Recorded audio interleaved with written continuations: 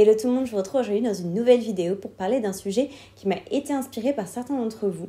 Je reçois souvent la question comment concilier études de médecine et vie personnelle. Et donc aujourd'hui, on va parler de comment trouver son équilibre avec des études dans la santé. Je choisis effectivement de parler des études de santé de manière assez générale parce que globalement, ça reste assez similaire pour la plupart. Ce sont des études qui sont très prenantes dans tous les cas. Alors attention, je ne suis pas du tout en train de dire que les études en santé sont les plus difficiles, les plus chronophages. Il y a évidemment plein d'autres études et métiers qui demandent des sacrifices, qui demandent un grand investissement personnel. Donc je ne cherche pas à faire débat sur ce sujet-là, mais je parle simplement de ces études-là parce que c'est celles que je connais, celles que j'ai vécues, et je ne peux pas parler donc pour les autres études et pour les autres carrières professionnelles. Aujourd'hui, on va parler des étudiants en médecine et même en santé de manière générale, parce que ce sont des études qui, dès la première année qui est très difficile, se calment un tout petit peu par la suite, puis très vite arrive l'externat qui nous remet dans des conditions assez intenses. Donc oui, une des particularités des études de médecine, c'est de prendre beaucoup de place dans notre vie,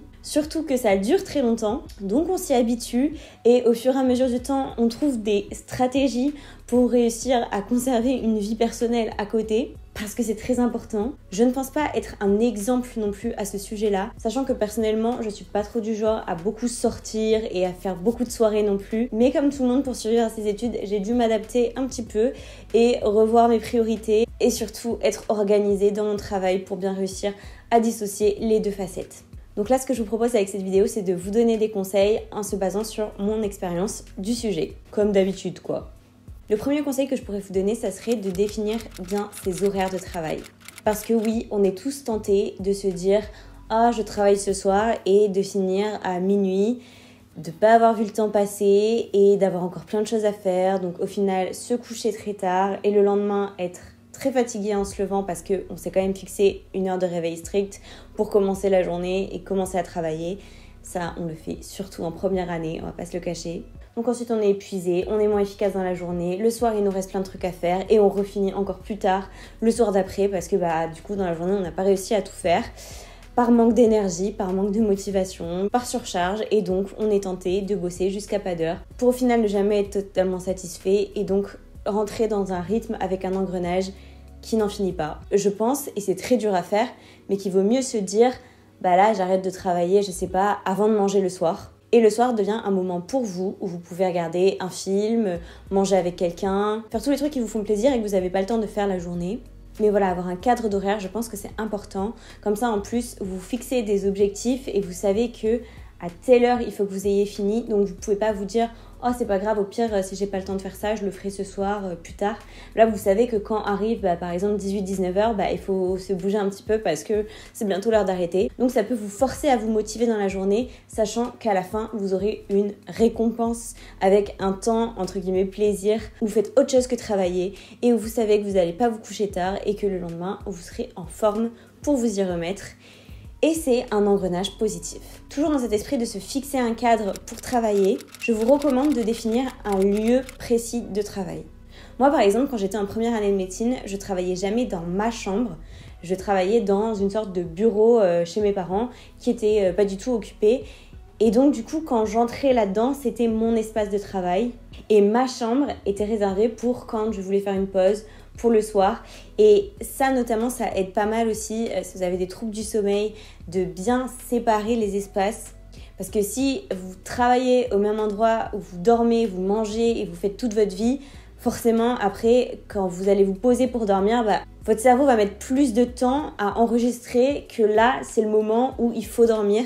Parce qu'il fonctionne avec une routine d'endormissement. Par la suite de mes études, moi je travaillais tout le temps à la bibliothèque. C'était très rare que je travaille chez moi parce que je ressentais vraiment ce besoin d'être dans un autre environnement et de savoir que quand je rentre le soir, quand je suis chez moi, c'est pas de travail. Alors oui, ça m'arrivait de faire des exceptions et il y a toujours des périodes un peu plus tendues où vous devez travailler chez vous plus tard. Mais avoir ce cadre-là, je trouve que ça fait vraiment du bien. Et quand vous rentrez chez vous, par exemple dans votre famille, vous pouvez vraiment profiter de vos proches et comme ça vous fait une réelle coupure. Et je sais que parfois il y en a certains qui travaillent chez eux mais qui ont des petits frères, petites sœurs ou une famille un peu envahissante qui fait du bruit. Et ça peut vous aider à bien séparer la partie où vous êtes chez vous et où vous pouvez accorder du temps à votre famille et la partie où vous travaillez à l'extérieur.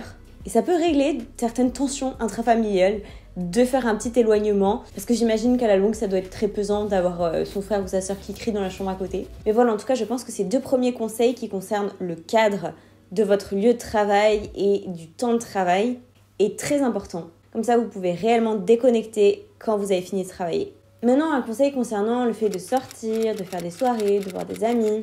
Encore une fois, je ne suis pas une experte en la matière, parce que pour moi, c'était pas forcément un besoin. C'est vrai qu'il y a plusieurs écoles, il y a des gens qui disent non, il faut pas du tout sortir quand on est en première année de médecine, ou même pendant l'externat, garder un cadre très strict, parce que sinon, après, ça gâche tout le travail, et on n'arrive pas à se remettre dans le rythme. Mais moi, je pense que si c'est quelque chose qui vous fait vraiment du bien et qui vous aide à complètement décompresser, pourquoi pas en faire de temps en temps. Alors je dis pas forcément faire des sorties en boîte jusqu'à 6h du matin toutes les semaines, mais avoir peut-être une sortie quand même par semaine qui vous fait du bien, donc en fonction de ce que vous aimez, c'est très important aussi. Peu importe en quelle année vous êtes, moi je connais des gens qui en première année de médecine ont réussi à s'en sortir en faisant quand même tous les samedis soirs une soirée. Après, il faut aussi être dans la demi-mesure et sans s'interdire de faire des choses, peut-être essayer de ne pas rentrer trop tard, de ne pas boire beaucoup d'alcool, ou peu importe ce que vous avez prévu de faire dans votre soirée, mais en tout cas, essayez d'être assez raisonnable. Dans ce même état d'esprit, je pense que c'est aussi important de garder une activité extrascolaire.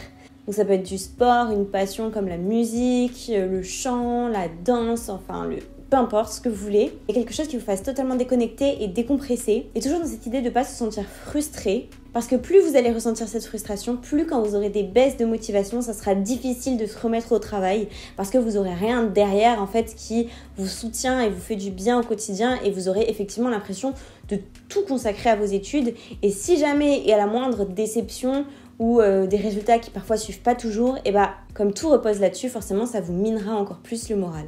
Donc, gardez quand même des activités, loisirs, passions et quelques sorties avec des amis. Alors que ce soit qu'une fois par semaine parce que vous n'avez pas envie que ça vous prenne beaucoup trop de temps, ou alors un petit peu tous les jours, ça peu importe, vous voyez comment vous voulez vous organiser. Ce qui vous paraît réaliste, et ce qu'il y a je pense aussi de très important, c'est de s'accorder parfois plusieurs jours de pause. Moi j'avais beaucoup de mal pendant les fêtes à me dire « Ah non là je vais pas du tout travailler pendant 2 jours ».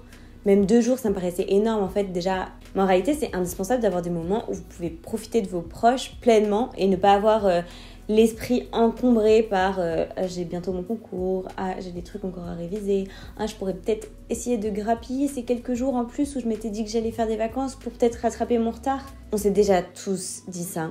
Mais en vrai, je pense que c'est contre-productif, même si ça nous paraît être une très bonne solution sur le coup.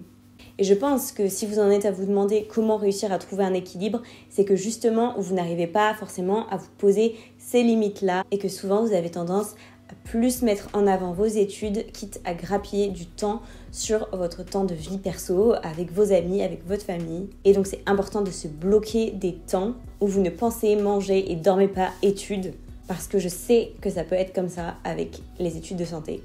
Donc après, à vous de voir, est-ce que vous préférez vous dire toutes les semaines, je m'accorde une journée entière où je travaille pas, par exemple le dimanche, ou alors au bout d'un certain temps, je m'accorde plusieurs jours où je travaille pas, le temps de me ressourcer et après je m'y remets à fond tous les jours. Ça, je pense que ça dépend de chacun. Mais déjà, essayez de profiter des temps de fête, des moments fériés pour les passer en famille, pour en profiter pour faire des week-ends. Parce que même si à court terme, ça vous paraît difficilement envisageable, à long terme, ça vous fera plus de bien.